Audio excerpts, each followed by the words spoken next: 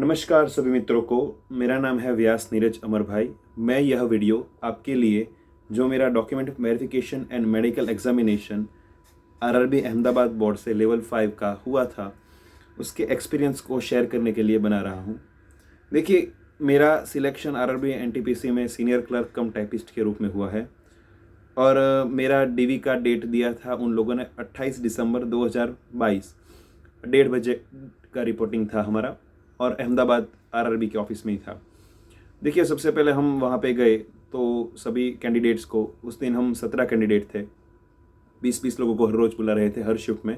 तो उस दिन 17 कैंडिडेट थे, जिसमें से एक सर्विसमैन थे एक, और बाकी हम सब 16 लोग नॉर्मल थे। उस दिन हम लोगों ने सबसे पहले एक फॉर्म भरा था, 4 पेज का फॉर्म था। उस फॉर्म में सबसे पहले बेसिक डिटेल फर्स्ट पेज में कि कौन सी पोस्ट पे हमारा सिलेक्शन हुआ है, हमारा रोल नंबर, हमारे फादर का नेम, हमारा नेम, देन एजुकेशनल क्वालिफिकेशन, और 10th हमने किस सब्जेक्ट से पास किया है, 12th हमने किस सब्जेक्ट से पास किया है, देन हमारा ग्रेजुएशन, डिप्लोमा, पोस्ट ग्रेजुएशन वगैरह वगैरह चीज़, और एक डिक्लेरेशन भी लिखवाया था वहाँ के कि अगर ये डिटेल मेरी गलत होए तो हमारा कैंडिडेट को रद्द कर दिया जाएगा, ऐसा कुछ डिक्लेरेशन भी लिखवाया था, हिंदी और इंग्लिश दोनों में। उसके बाद दूसरे पेज पे हम लोगों को आरआरबी अहमदाबाद ने ऐसा लिखवाया था कि अगर हम किसी पीएसयू या फिर पब्लिक सेक्टर कंपनी या फिर गवर्नमेंट जॉब कोई कर रहे हैं तो उसका नाम और हम कब से ये जॉब कर रहे हैं उसका डिटेल भी हमको उसमें लिखना पड़ा था। उसके बाद एक डिक्लेरेशन ऐसा भी था कि मैं ये लेवल 5 की जॉब स्वीकार कर रहा हूँ, तो इससे लोअर लेवल की जॉब को मैं लेने का अधिकार अब ग्रहण नहीं कर सकता, ऐसा एक डिक्लेरेशन भी लिखवाया था।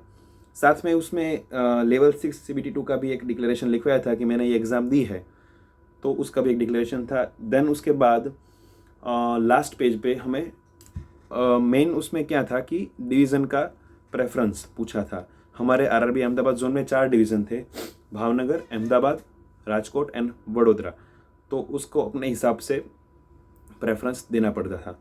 देन उसके बाद हम लोगों ने वो फॉर्म फिलअप करके ऊपर ऑफिस में डीवी के लिए गए थे। तो डीवी में हम लोगों को जो डीवी का एडमिट कार्ड था वो तो हम लेके गए थे। उसके बाद जो हमें CBT1 दी थी, CBT2 दी थी और टाइपिंग टेस्ट दी थी, उसका एडमिट कार्ड भी अपने साथ रखना पड़ता था। सबसे पहले टोटल 4 जगह पे हमारा डीवी हुआ था। एक प्लेस पे 4 अलग अलग लोगों के पास हमारा डीवी 4 अलग अलग रूम में हुआ था। वैसे रूम तो नहीं कह सकते, लेकिन 4 टाइप के सेक्शन से हमें गुजरना पड़ेगा।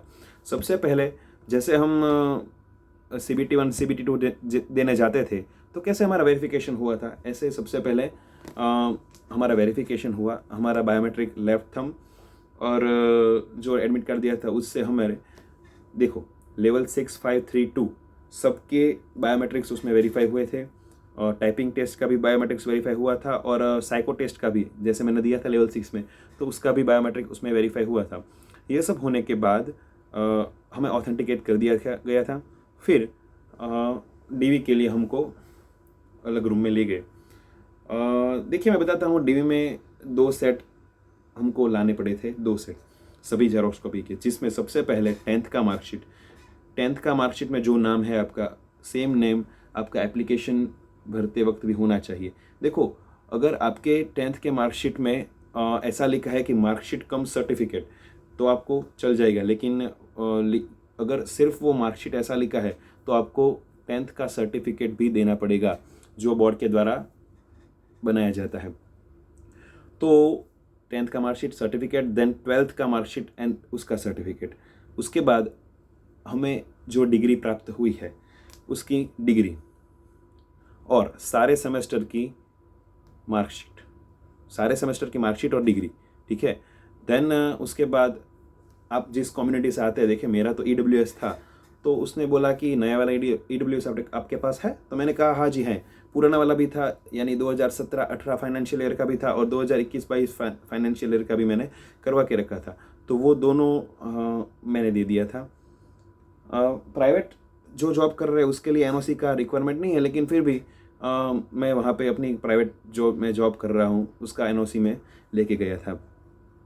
तो ये सब बेसिक जो मेन डॉक्यूमेंट है उसका दो दो सेट सेल्फ अटेस्टेड, ऐसा लिखना नहीं आपको सिर्फ हर पेज के नीचे साइन अपना करना है, ऐसा हमने एक सेट बना के मैडम को दे दिया। एक सेट, उसने 2 सेट अलग अलग बना के रखे थे और एक एक ओरिजिनल हम उसको देते गए, तो वो पेंसिल से मार्क करते गए कि भाई जो इसमें लिखा है वो सब बराबर है कि नहीं है। उसके बाद एक फ़ोटो हमारा उसमें लिया गया था, जिसमें फ़ोटो नीचे हमारा सिग्नेचर करवाया था और email address, mobile number and अपना पोस्टल एड्रेस लिखवाया था। ठीक है, तो ये एक डीवी पूरा होने के बाद हमको वाइस चेयरमैन के पास भेज दिया गया, जो वाइस सेक्रेटरी होते हैं, वाइस सेक्रेटरी। तो उसके पास सेम वेरिफिकेशन हमने करवाया, लेकिन वो सिर्फ ओरिजिनल डॉक्यूमेंट, क्योंकि जो जेरोक्स वाले थे एक कॉपी उसके पास ऑलरेडी लोगों ने पहुंचा दी थी उन लोगों ने। तो फिर ओरिजिनल डॉक्यूमेंट, हाँ जी, एक डॉक्यूमेंट भूल गया, अपना आधार कार्ड भी वहाँ पे वेरीफाई होता है। तो ये सब डॉक्यूमेंट और सभी जो हमने आरआरबी में जो CBT 1 CBT 2 का और टाइपिंग टेस्ट का या फिर कोई भी टेस्ट का जो अपर पोर्शन होता है वो भी उन लोगों ने ले लिया था वहाँ पे हमारा। तो वो सब लेने के बाद वाइस सेक्रेटरी, वाइस चेयरमैन ने हमारा डीवी किया। उसके बाद वो हो जाने के बाद एक व्यक्ति के पास हमको भेजा जो हमारा फ़ोटो और सिग्नेचर स्कैन कर रहे थे। तो फ़ोटो और सिग्नेचर स्कैन होने के बाद हमको बैठाया गया और थोड़ी देर बाद जो आरआरबी के चेयरमैन के पीए थे उन लोगों ने हमें बुलाया और कहा कि जी आप डॉक्यूमेंट, उसका मतलब ये था कि डॉक्यूमेंट हमारा कंप्लीट हो गया है। नेक्स्ट डे हमको मेडिकल के लिए भेजा गया। देखो हम 1:30 बजे वाली दोपहर की शिफ्ट में थे, तो 17 में से 11 लोगों को अहमदाबाद जोन में यानी साबरमती अहमदाबाद में ही मेडिकल के लिए भेजा और 6 लोगों को, उसमें मैं भी शामिल था, राजकोट जो रेलवे हॉस्पिटल है उसमें मेडिकल करने के लिए भेज दिया। उन लोगों ने हमें कोई वहाँ से पर्ची नहीं दी थी। उन लोगों ने ऐसा बोला कि आप सीधे राजकोट हॉस्पिटल चले जाना, वहाँ पे आप बोलना कि हम NTPC से आए हैं, आरआरबी अहमदाबाद से, और हमारा मेडिकल कर दीजिए। तो वहाँ जो पर्ची निकली थी उसमें मेडिकल स्टैंडर्ड में लेवल 5 की जो आपने फर्स्ट प्रेफरेंस पोस्ट दी होगी उस हिसाब से आपका मेडिकल स्टैंडर्ड उसमें लिखा होगा। सपोज मेरा selection senior clerk cum typist में हुआ है, लेकिन उस वक्त एप्लीकेशन में मैंने फर्स्ट प्रेफरेंस पे senior commercial cum ticket clerk को preference senior clerk cum typist से आगे दिया था। तो मेरा जो मेडिकल फॉर्म था उसमें उन लोगों ने लिखा था B2 एंड बिलो, हालांकि सीनियर क्लर्क कम टाइपिस्ट में मेडिकल स्टैंडर्ड C2 मांग रहा है। तो वो एक बात आप ध्यान रखिए। फिर नेक्स्ट डे हम राजकोट मेडिकल के लिए गए। हमें सुबह 8 साढ़े 8 बजे बिना कुछ खाए भूखे पेट वहाँ पे मेडिकल के लिए बोला गया था कि आप वहाँ चले जाना। तो फिर हमारा मेडिकल स्टार्ट हुआ, क्योंकि हमारा जो फॉर्म था वो सुबह थोड़ा लेट आया, तो 10 सवा 10 बजे के करीब, पौने 10 बजे के करीब हमारा मेडिकल स्टार्ट हुआ। सबसे पहले हमारा चेस्ट का एक्सरे लिया गया, उसके बाद यूरिन का सैंपल लिया गया। यूरिन में सिर्फ शुगर चेक करते हैं, और चेस्ट का एक्सरे हमका लिया गया। फिर उसके बाद हमको बोला कि अभी आपका ब्रेक है, अभी आपको कुछ भी खाना पीना है वो आप खा सकते हैं। तो वो करने के बाद हम क्या किया कि एक डॉक्टर थे उसके पास हमको भेज दिया गया। डॉक्टर ने मेडिकल में क्या किया कि सबसे पहले हमें कलर विज़न टेस्ट करवाया, नहीं सॉरी, सबसे पहले उन लोगों ने हमें एक बुक दी नियर विज़न टेस्ट के लिए, और पढ़ने को बोला कि ये क्या लिखा है हिंदी में। तो उसमें अलग तरीके से लिखा था, हम 35 बोलते उसमें 35 लिखा था। ऐसे कुछ जो आपको पढ़ने में आए वही पढ़िए, वैसा उसका कंसेप्ट था। उसके बाद हमारा कलर विज़न टेस्ट हुआ, जो इशिहारा टेस्ट होता है वो हुआ। उसके बाद डिस्टेंट विज़न पे जो सी होते हैं, सी उसका मुख किस तरफ खुला है, तो वो अलग अलग लेवल पे सी को मुंह खोल के हमको दिखाते थे कि आप इशारा करो कि किस तरफ उसका मुंह खुला है। उसके बाद उसमें दोनों लाइट में, जो मेन लाइट में भी हुआ और डिम लाइट में भी हुआ उसका। उसके बाद हमका लाइट टेस्ट हुआ कि लेज़र लाइट दिखाते थे, red, orange, green and yellow, ये 4 लाइट का परीक्षण हुआ हमारा। उसके बाद ये सभी टेस्ट हमको सिवाय लेज़र के और जो नियर विज़न के, जो सी वाला टेस्ट था हमको अलग अलग एक आँख बंद करवा के जो डिवाइस आता है उससे हमारा किया था, एक आँख बंद करवा के डिवाइस आता है उससे किया था। उसके बाद हमको बोला गया कि दूर खड़े हो जाओ और अपने पूरे कपड़े निकाल दो।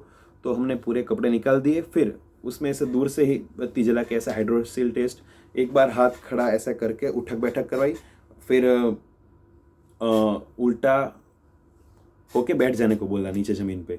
और उसके बाद हम उन लोगों ने बोला, हमारा आधार वेरीफाई करके बोला ओके। फिर हमने बाहर वेट किया। उसके बाद बाहर वेट करके जब हम हमारा जो कागज़ात है वो ऑफिस में पहुंचा, उन लोगों ने बोला कि जी आप B2 एंड बिलो मेडिकल में पास हो गए हो। तो इस तरह हमारा मेडिकल और डॉक्यूमेंट वेरिफिकेशन कंप्लीट हुआ। तो मैं ऐसा बोलना चाहता हूं कि आप बिल्कुल घबराइए मत, बहुत ही आसानी तरीके से, बहुत ही सपोर्टिव वे में ये सब हो रहा है। और अगर कुछ दिक्कत आती है तो ये सब लोग टाइम देते हैं, डॉक्यूमेंट या मेडिकल में कोई भी दिक्कत आती है तो टाइम देते हैं उसको करेक्ट